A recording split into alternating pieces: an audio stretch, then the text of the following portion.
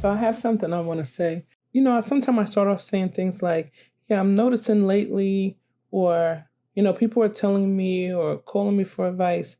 But this time I think I just want to out and out say it because it's not something that I'm noticing lately. It's actually something that I've seen for a very long time, and it's something I've even done myself. When you should check your mate for talking to you a certain way, some people may look at it as you cower, but in your mind, you're thinking that if you show them how much it hurts you, that they will stop. And I'm here to tell you, it has never worked. Maybe when you first meet someone and they want to show you their best or be their best, they may, back up and apologize. More often than not, a person, be it a man with his mate or a woman with hers, will, I guess if it's just that kind of person, they will talk to you a certain kind of way. You will let them see that it hurts you or offends you, probably be sad or whatever. And they will just keep going on and on. It's almost like it's fuel. Like it just fuels them more. I was sitting here and I was thinking to myself how I saw a guy once hit a person, and instead of feeling bad or guilty and, stopping, because I knew the conversation that the guy had and how he spoke. So I know how he really felt inside.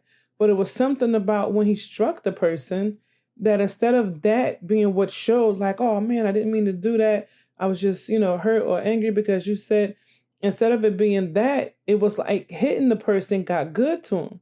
So then he went and hit him again and harder the second time. And I was like, wow. And I say that because it's equivalent to when a person yells at you or talks down to you or, gives verbal abuse or mental abuse. It's like it gets good to them. And instead of them stopping and realizing that they've hurt your feelings and that you're feeling some kind of way, it's like it energizes them. It gives them some kind of fuel and they just continue. And then if you stay with them for days and weeks and years and decades, it usually doesn't get better. Now, I know sometimes with the younger generation, maybe even with the baby boomers, they, started getting therapy and things like that, but I've seen some of the older generations, the ones prior to the baby boomers, the women just took it. A prime example that I can think of is probably the only one I can think of on TV is Archie Bunker and Edith Bunker in All in the Family. And the way he used to talk to her, oh my goodness, I could say 10 things right now that he used to say to her. He talked down to her. He always let her know that he thought she was a numbskull, that she was dumb or slow or just always doing idiotic things. And he didn't bite his tongue. He didn't waver. Sometimes Mike, which he called Meathead, or his daughter Gloria would try to chime in and say, you should really talk nicer to her, or they would try to compensate. But I'm like, long before you guys were there, especially Meathead, but long before Gloria was old enough to fend for herself, this man had been talking to this woman that way, and she just tolerated it. I think one time she may have stuck up for herself. I don't remember one episode. Every other episode, I remember her just taking it. And it's a lot of that. It goes on even today. I saw a woman. It's so sad. I probably shouldn't even say it because I may start crying. But I saw a woman. She had a couple kids by this man, and he was so busy wanting to talk to his friend that he kind of snapped at her to wait.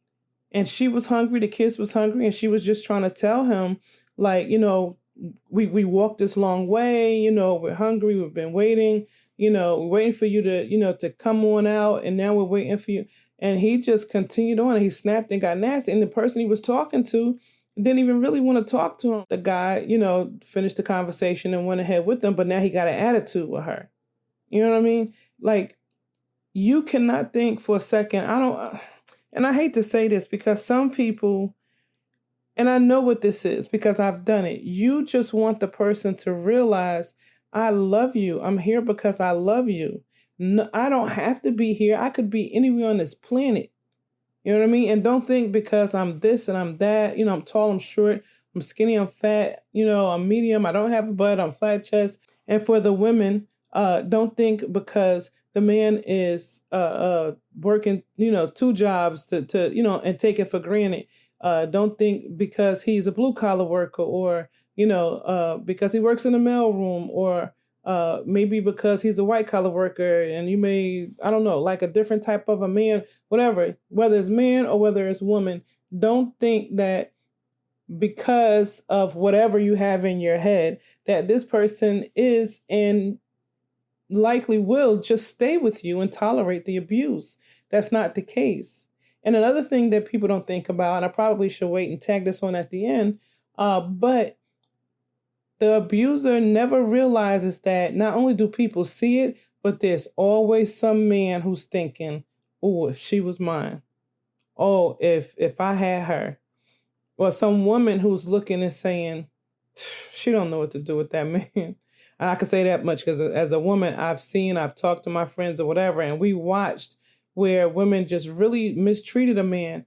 And we were looking at each other like, she better hope he don't ever leave. Because, and that's how women feel. Like if he ever leave her and like truly it's just over her, once he bounced back and he's ready to come, out in the world and seek a partner again, the women will be interested because they know the kind of man he is. They know he's patient and he really tried with her, and they sort of stupid mess that she did, and I don't know.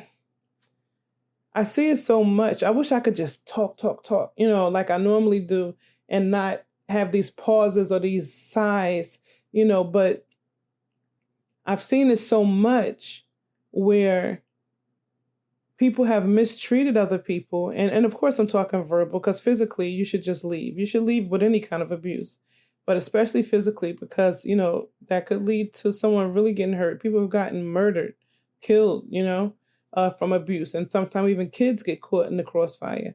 So that's definitely, hazardous. But what I'm talking about mainly is when a person is suffering verbal and mental or psychological abuse and they just stay. And my point that I'm making today is that the person thinks that the person is going to look at them, see that they're sad, see that they're hurt, and they're going to stop. They're going to stop mistreating them. They're going to stop, being mean to them. They're going to stop being on their case and, just start loving them. And I'm telling you, I have not seen a case yet, unless they've gone to therapy. And I don't know anybody who's done that. So I'm just giving the benefit of doubt. If they've gone to therapy, then maybe, the therapist has helped them to figure it out. And maybe that person has some other life events, or maybe just doesn't want to lose the person. And so they work on themselves and they get it together. Or maybe, like most couples, they usually have to have a little time apart where they break up temporarily. Then they realize that what they want is to be with that person. And so, they come back better. Maybe not, 100% or maybe not perfect, but they at least come back not doing that thing or working or haven't worked on that thing that annoyed that other person. So in that case, yeah, okay, fine. Get back together, make it happen. What my concern is that the person just constantly stays. They never leave. They never put themselves first. They never say, listen, I'm not going to tolerate you talking to me like that. And if the person decides they want to get in your face, that's a different type of intimidation. They're trying to threaten you as if they're going to do something physically without doing something physically. You know what I mean? And I got to tell you, I that's when I have to go because I don't like that. I don't like intimidation. That's a form of bullying. I don't like, first of all, even talking to someone nasty, like Archie Bunker was a bully. Talking to someone and treating them like that, that's a form of bullying. Or it just straight up is bullying. And no one likes a bully. So, yeah, you might think you're getting it off because you're doing it behind closed doors, but nobody likes that. And people do talk about you. And this is whether it's a female or a male who's doing it. Yes, people see it and they talk about it and nobody likes it. Even if they sit there and say, yeah, no, I understand, when they see it, it's one thing to do it. You don't always see yourself. I told my son the other day, you could look in the mirror for 24 hours. You'll never see yourself. But we can see somebody else clear as day. So you don't really see yourself, but other people see you. And mistreating someone is very ugly. But to the people, my talk today is to the people who put up with it. I want to ask why. Why do we put up with it? Why do we stay in a relationship with someone who thinks they can talk to us any kind of way? Who apologizes and say, yeah, I got to do better, but then they do the same bull crap. Why do we stay and why do we take it? Because we can't answer for them. We don't know why they do it. But we can stop and think, why do we put up with it? And we can stop putting up with it and get it together. So I don't know. It just came across my mind. I don't know what I was thinking about, reading, watching, whatever.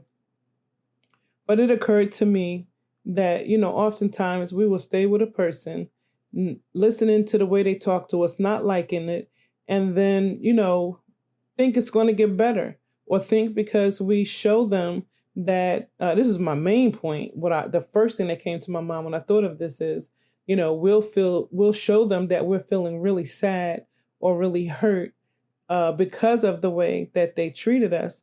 And we think that that's going to make them, say, oh, I shouldn't have said that and done that. That's my baby. Oh, I love him. I love her, and that they're going to get better. But instead it ends up being the total opposite. It seems like it's, like I said, fuel for the fire. It just makes it worse. And that's why I brought up that example about, what was that example I brought up? Yeah. That's why I brought up the example about where I don't know. You get my point. Anyway, I just thought that I would stop and give a little bonus recording just to discuss this, because it's something that we really do need to address. It's not nice. We don't like it. Everybody wants to be happy in love. Everybody wants a happy life. But it starts with respecting yourself and knowing what you will and will not put up with. And the minute that you see something that you will not want to put up with, you go. I know people hate to hear me say red flags. Maybe you do, maybe you don't. But when you see someone do something that you do not like, it's a red flag that it's a thing for them, and you jet. No matter what, how many times do you have to get hurt before you know when to leave? And someone talking to you nasty or being mean and cruel or saying something, once, twice, once is bad enough, but let alone if they say it more than once, or they say, different things. Or you got to start seeing people for who they are. And you have to already know what you want for yourself and what you don't want. And when you see that come along, let it go. There's somebody out there for everybody. You don't have to settle. Love yourself. If you don't love yourself, how can you expect someone else to? All right. Well, that's it. I just wanted to kind of put that out in the universe. So I'm going to step off my soapbox now. Everybody be blessed. And just remember, I come here to share my thoughts with you, to give some food for thought. And you all know, I'm just saying.